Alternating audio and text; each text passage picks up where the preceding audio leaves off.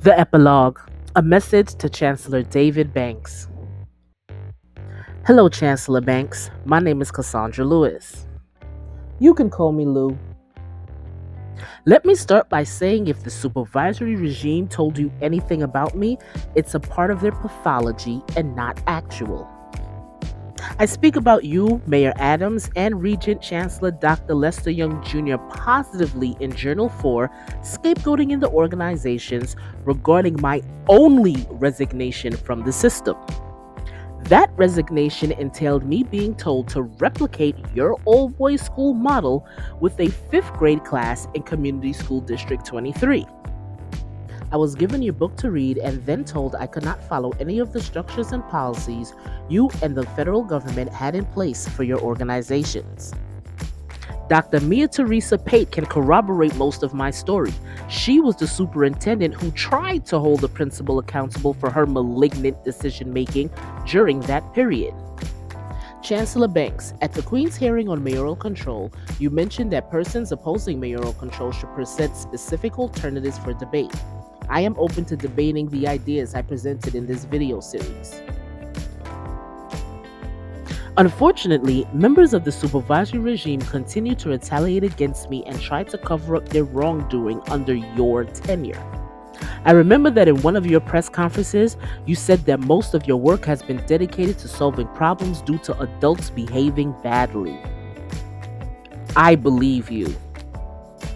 The thing is, persons like the supervisory regime are part of those badly behaved examples who would even seek to sabotage your tenure.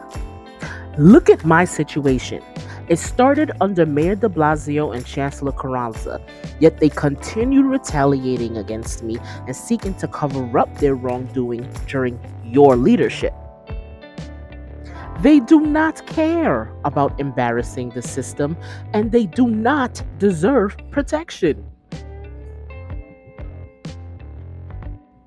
They only care about bullying folks into doing things their way or else. I'm willing to bet that you've already experienced that. Although you began your work promising to cut the bureaucracy, you immediately began hiring your own leaders, people you felt you could trust. That's the only answer to some DOE leadership's good old "they're outnumbered" trick done by a select group of persons who have spent decades wreaking havoc in the system. Whenever someone new comes in, someone who tries to implement change, some of them take bets on how fast they can push you out. Personally, I believe that mayoral control with oversight would serve as a benefit to the vision and mission you and your team have developed for the system. Some of these people are savages, and their pathological behaviors seek to destroy anyone in their path.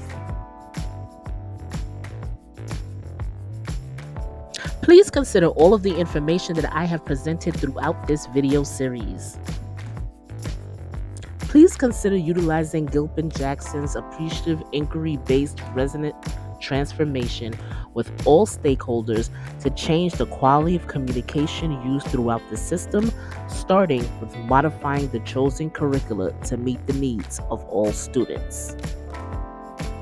Thank you for your time and consideration.